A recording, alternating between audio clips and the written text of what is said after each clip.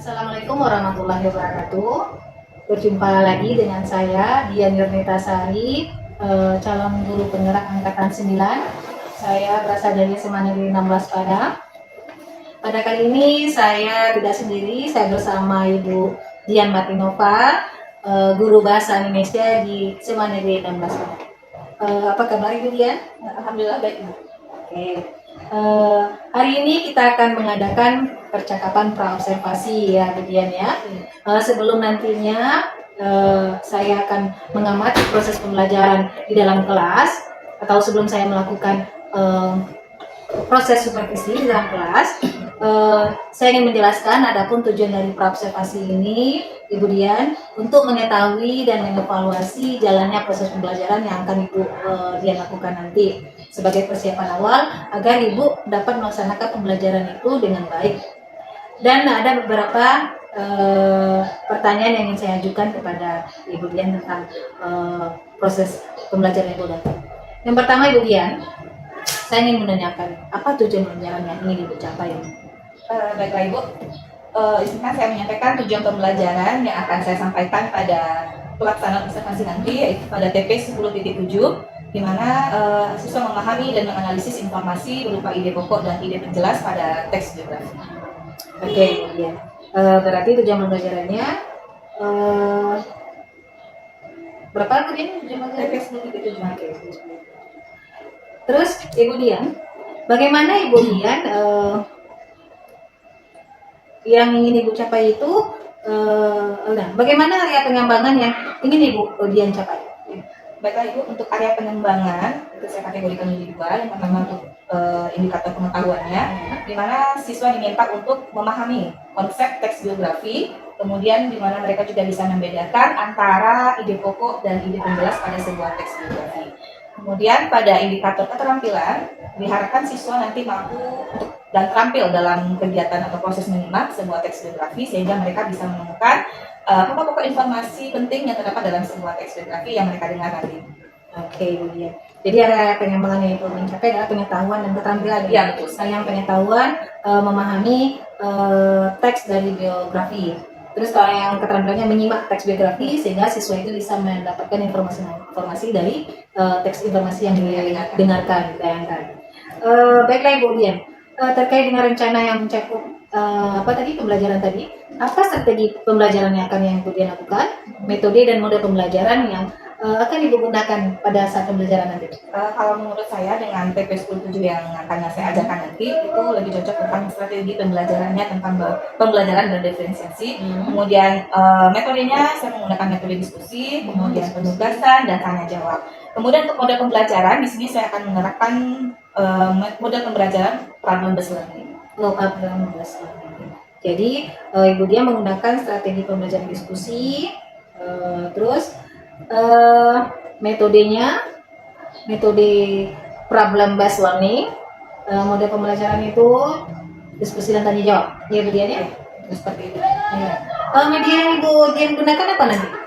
Nanti saya akan menggunakan media PowerPoint yang sudah saya sediakan buat melalui Canva. Kemudian saya juga menggunakan Infocus dan juga akan menayangkan sebuah video pembelajaran dari YouTube, itu tentang teks biografi Ki Hajar Dewantara. Oke, berarti Ibu Dian menggunakan PPT yang sudah disediakan dan video YouTube yang sudah disediakan ya, tentang Ki Hajar Dewantara. Di mana nih kira-kira Bu Dian? Kapan akan Ibu Dian laksanakan ini proses pembelajaran yang telah Ibu rencanakan?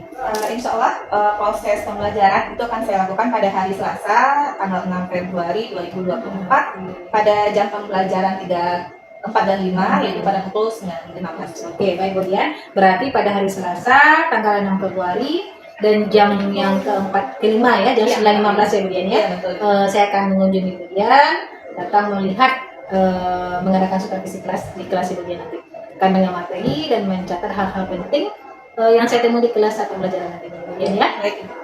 Ini gini Bu Dian, setelah melakukan supervisi nanti kita akan melakukan percakapan pasca observasi Bu Dian ya, bersama pengajar praktek yang pas PI kelima nanti itu Bu Dian, dengan saya nanti itu. Nah baiklah Bu Dian, sebelum mengakhiri, apa kira-kira yang Ibu dapatkan dari percakapan kita hari ini? Saya rasa saya mendapatkan gambaran tentang strategi, metode, sampai mode pembelajaran, serta media yang akan saya gunakan untuk proses pembelajaran observasi nantinya. Oke. Berarti Bu Dian sudah mendapatkan bayangan apa langkah-langkah pembelajarannya, strateginya, modelnya, terus media akan digunakan. Baiklah Bu Dian, dengan berakhirnya pertanyaan tadi, demikianlah percakapan pra observasi kita kali ini, dan sampai jumpa di kelas nanti saat melakukan kegiatan supervisi. Terima kasih Bu. Oke, baiklah, sekian dari percakapan kami dari pra observasi. Sekian, terima kasih. Assalamualaikum warahmatullahi wabarakatuh. Putri Isma, Raditya, dosen, Raffi Adna, Rahmat Fadila, Rahmat Hidayat, Raudatul, Rijal, ya, Fakri sama Raditya. Oke, baiklah Nanda. Sebelum pembelajaran kita mulai, Ibu ingin mengajak Ananda untuk melakukan SPT sejenak.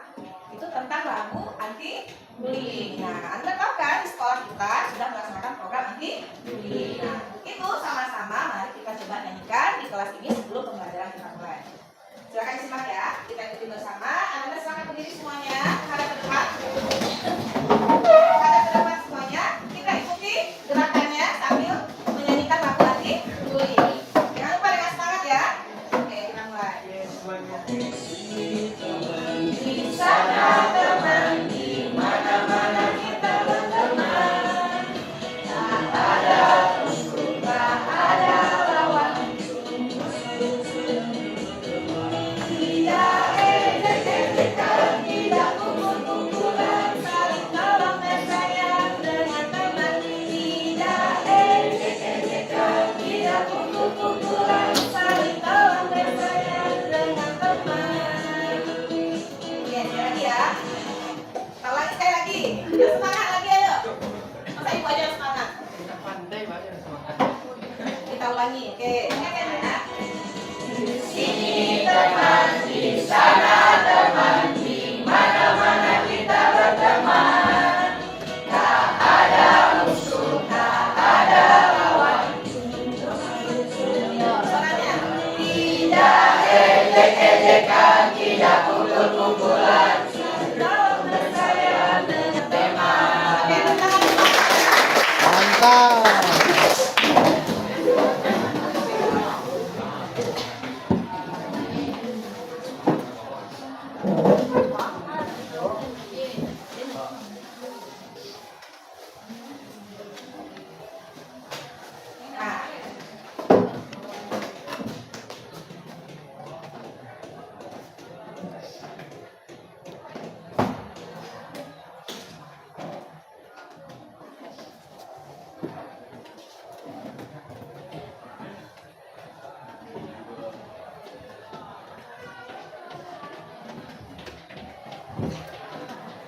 Nah, Nanda, pembelajaran kita terdahulu masih ingat? Ada yang mempelajari tentang apa kemarin? Teks negosiasi. Ayo siapa yang masih ingat? Apa itu teks negosiasi? Ayo, siapa yang masih ingat? Kita silakan. Teks negosiasi adalah teks yang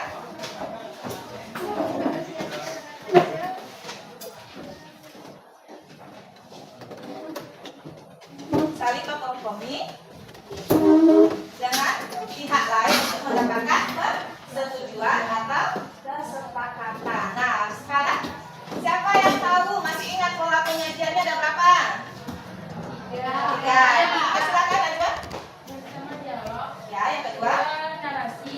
Yang kata pembelajaran kita terdahulu mengenai teks negosiasi. Nah, untuk pembelajaran hari ini kita akan masuk bab berikutnya yaitu TP 10.7 tentang teks biografi. Sebelum Ibu memaparkan apa itu teks biografi dan bagaimana menemukan informasi di dalam sebuah teks biografi, Ananda silakan Ibu minta untuk menyimak sebuah video biografi singkat tentang seorang tokoh. Sekarang coba perhatikan dulu ya.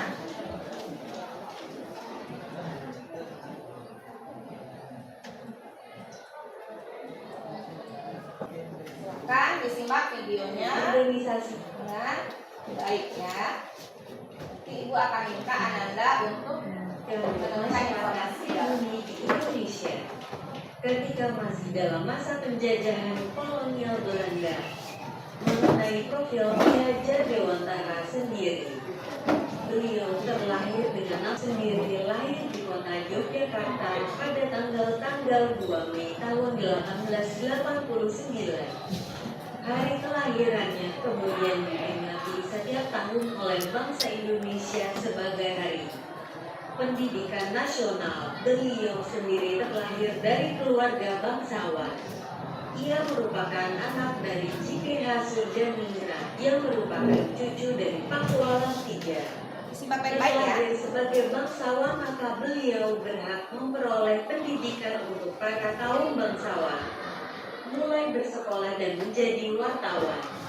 Ia pertama kali bersekolah grafi Ki Hajar Dewantara. Oke, sudah disimak dengan baik tadi ya. Tentang siapa? Ki Hajar Dewantara. Nah, sekarang Ibu ingin menanyakan, kira-kira dari video yang kita simak barusan, apa informasi-informasi penting yang bisa Anda temukan setelah menyimak video biografi dari kita dengar bersama-sama? Yang bisa silakan maju ke depan. Ayo, yang pertama, informasi apa yang bisa kita raih dari biografi Ki Hajar Dewantara barusan? Siapa yang bisa maju ke depan? Silakan, ayo cepat. Felicia bisa? Siapa dulu? Citra, Najwa? Silakan Najwa. Apa yang tadi didengar? Informasi apa yang didapatkan dari teks biografi barusan? Yang pertama, silakan Citra. Siap-siap ya yang kedua. Chelsea bisa Chelsea. Silakan depannya.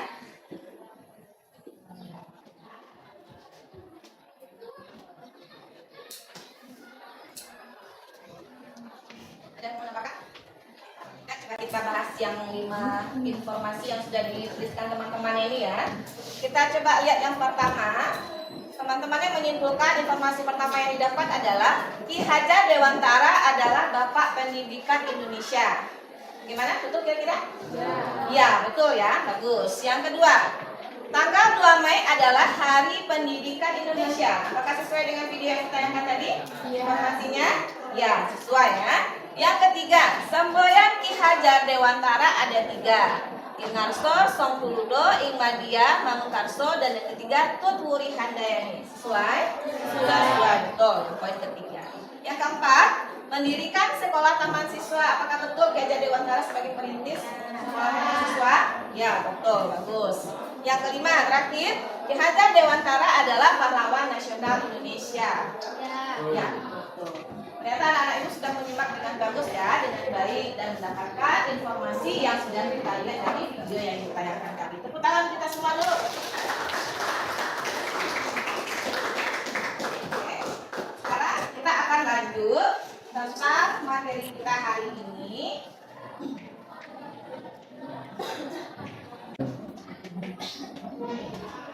Nah, materi kita hari ini adalah memahami dan menganalisis informasi berupa ide pokok serta ide penjelas dari sebuah teks biografi. Nah, di sini anak-anak bisa melihat biografi itu berasal dari dua kata di bahasa Yunani. Yang pertama apa? Bios, yang artinya hidup. Yang kedua, yang berarti tulis. Nah, secara keseluruhan kita bisa menyimpulkan bahwa biografi memiliki arti tulisan tentang apa? Kehidupan seseorang yang ditulis oleh orang lain. Jadi buku biografi itu atau teks biografi itu adalah sebuah buku atau teks yang ditulis oleh orang lain. Nah, apa saja yang dituangkan dalam sebuah buku atau teks biografi? Mengapa apa? Kehidupan seseorang berdasarkan fakta, data, dan kejadian yang dialami. Kemudian bahasa yang digunakan harus bahasa yang seperti apa? Jelas, singkat, tidak pendek, agar tidak menimbulkan kesalahpahaman atau berbeda dan bias bagi pembaca. buku atau teks. Nah, sekarang Anda pernah mendengar istilah autobiografi?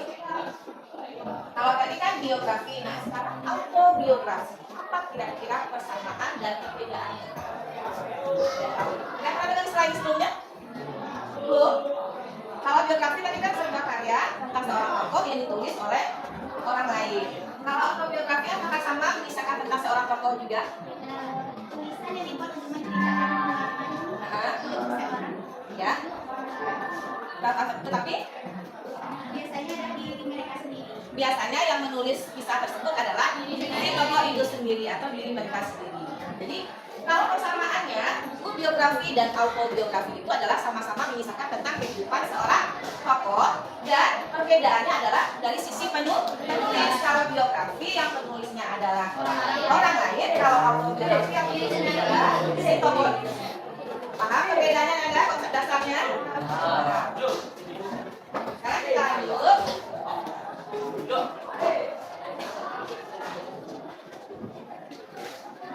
Perbedaan ide pokok dan ide penjelas dalam sebuah teks biografi. Ananda, tadi Ananda sudah menyimak tentang sebuah teks biografi, ya kan? Perhatikan semuanya. Perhatikan dulu Ananda. Itu kan dalam bentuk video. Ananda bisa menemukan 5 informasi. Kalau nanti dalam bentuk teks, itu teks Ananda, setelah pembelajaran kita tadi, pemaparan materi dari Ibu, dan kita sudah membahas dan mendiskusikan bersama, saatnya kita akan melaksanakan tugas untuk pemahaman lebih lanjut. Silakan ke kelas, tolong minta tolong dibagikan data ini dulu. Cepat-cepat. Rahmat satu-satu, Rahmat. Ini Rahmat.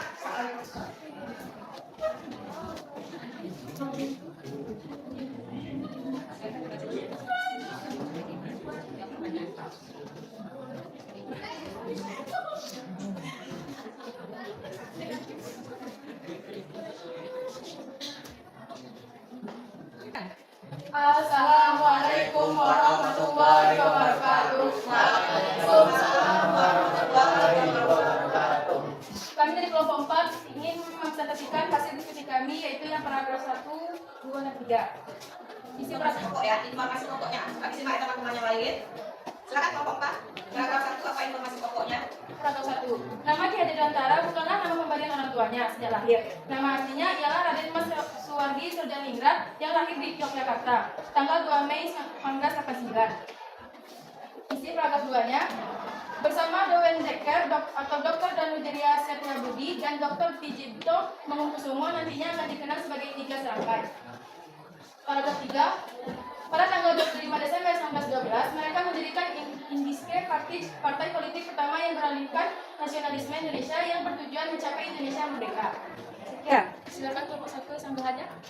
Baiklah, menurut saya paragraf ketiga tuh ide pokoknya itu berada pada di akhir paragraf, yaitu kedua tulisan tersebut menjadi tulisan terkenal hingga saat ini. Tulisan "Seandainya Aku Seorang Belanda" dimuat dalam surat kabar di Express milik Dr. Dewes Dekker. Sekian dari saya. Assalamualaikum warahmatullahi wabarakatuh. Ya, Anda, tadi ada perdebatan atau perbedaan pendapat ya di tepatnya dari antara kelompok 4 yang tampil dengan kelompok 1. Kalau kelompok 4 tadi mengatakan bahwa ide pokoknya terletak di kalimat pertama, Bu, atau di awal paragraf. Sementara kelompok 1 itu menyatakan bahwa ide pokoknya terdapat pada akhir paragraf. Nah, yang lebih tepatnya adalah kelompok 1, bahwa letak ide pokok pada paragraf ketiga itu lebih tepatnya pada akhir paragraf atau kalimat terakhir. Nah, seperti itu ya kelompok 4 ya, tolong diperbaiki nanti ya. 3. Oke, saat Anda kelas 10 ini kita sudah berada di penghujung pembelajaran. Tadi kita sudah mempelajari tentang PP 10.7. Bagaimana cara kita menemukan informasi berupa ide pokok dan ide penjelas pada teks biografi. Nah, sekarang sebelum ditutup, Ibu ingin menanyakan dulu, kita melanjutkan pelajaran dulu, merangkum pembelajaran kita pada hari ini. Siapa yang bisa menyimpulkan apa itu teks biografi? Masih ingat tadi kita simpulkan pembelajaran kita. Silakan Citra. Teks biografi adalah teks yang menceritakan riwayat hidup seseorang yang dituliskan oleh orang lain. Oke. Terima kasih untuk Citra. Tepuk tangan dulu buat Citra.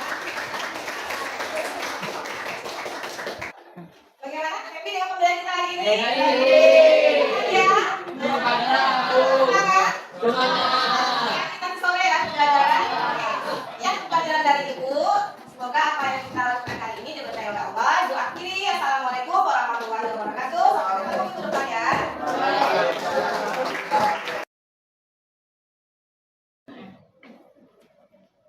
Assalamualaikum warahmatullahi wabarakatuh.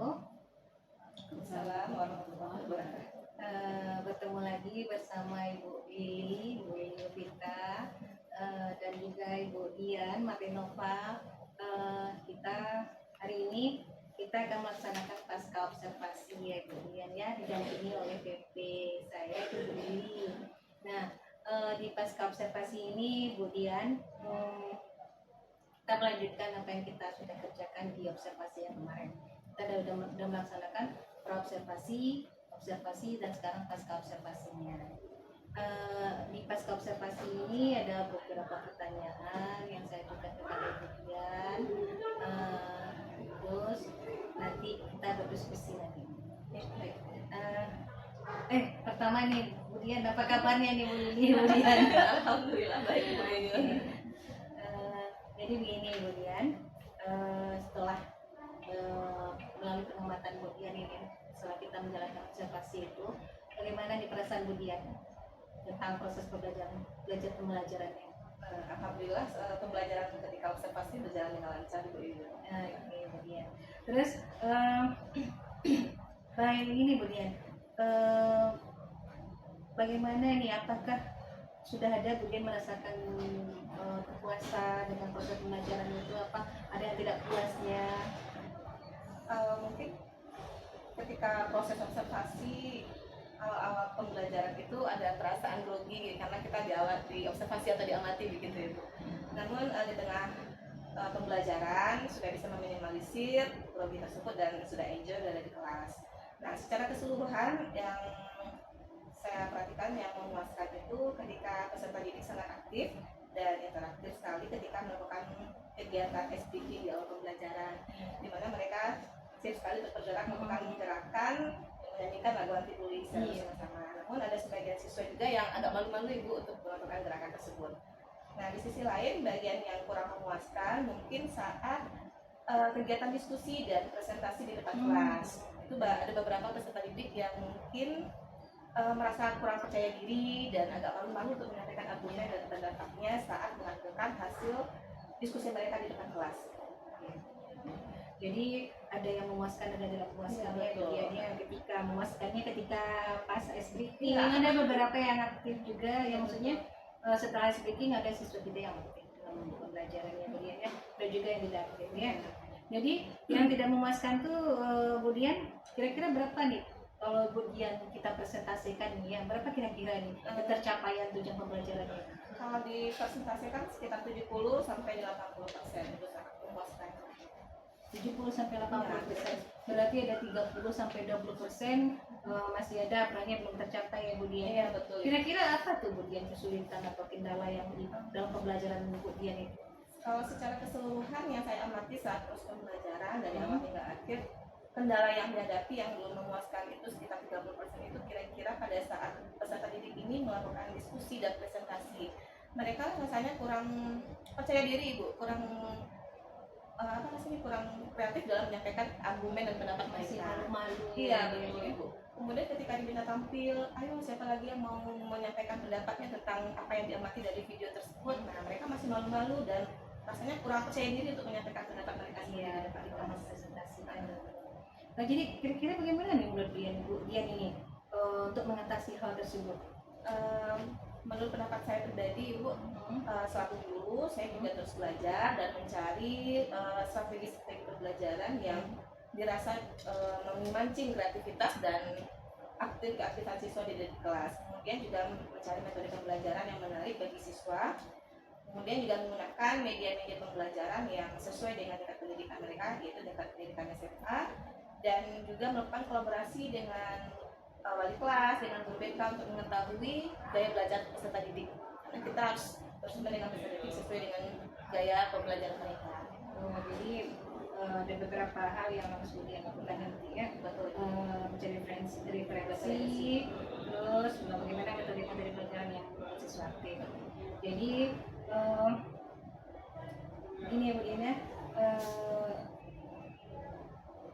Saya doakan nih Bu Dian ya untuk depannya Bu Dian bisa melaksanakan apa yang strategi Bu Dian bilang tadi, bisa terlaksana dengan baik dan bisa melakukan perubahan terhadap pembelajaran Bu Dian. Nah kira-kira untuk yang akan datangnya nih kapan Bu Dian melaksanakan strategi yang seperti tadi itu? Untuk waktu dan pelaksanaannya mungkin belum bisa dipastikan berapa tahapannya, tapi akan saya usahakan untuk merealisasikannya dalam waktu terdekat. Dengan waktu terdekat ya Bu Dian ya. Saya tunggu nih cerita-cerita Bu Dian nanti ya. Bu. Baiklah Bu Dian, mudah-mudahan terlaksana dengan baik dan secepatnya ke depannya. Terus terima kasih atas waktunya sudah membantu saya nih. Maksudnya kita melaksanakan observasi dan pasca observasi. Iya. Baiklah Bu Dian, Bu Lili, mungkin ada dari Bu Lili ini pendapat dari Bu Lili apa yang sudah kami kerjakan. Oke, terima kasih Ibu Yuyun, bagusnya dia sebagai Ibu Yuyun sama Bu Dian. Oke, menurut Bu Dian gimana nih pelaksanaan coaching kita hari ini? Apakah ada rasa beban atau gimana rasanya? Awal-awalnya mungkin ada rasa beban dan ada rasa deg-degannya juga ya Bu teman. Diusahakan untuk meminimalisir itu sendiri sehingga ketika observasi itu berjalan dengan lancar dan sudah siap untuk tampil gitu. Oke, apa hal positif yang dapat Ibu Dian tarik dari pelaksanaan coaching kita? Hal positif yang bisa saya tarik yaitu menambah ilmu, menambah pengetahuan dan bisa merefleksi diri sendiri ketika saat di kelas melakukan proses pembelajaran untuk menjadi lebih baik lagi. Ya, berarti kan kuncinya refleksi. Iya, tadi refleksi. Kemudian ya. Jadi menurut dia kalau kita sering-sering melakukan supervisi seperti ini gimana? Sangat bagus, setuju Ibu, karena kita kadang merasa sudah puas dengan apa yang kita lakukan, namun pada kenyataannya masih banyak hal yang harus kita pelajari lagi untuk ke depan supaya kita bisa menjadi guru yang lebih baik dan lebih profesional lagi. Gitu. Jadi artinya apakah kuncinya tadi ada perasaan digurui atau gimana tadi?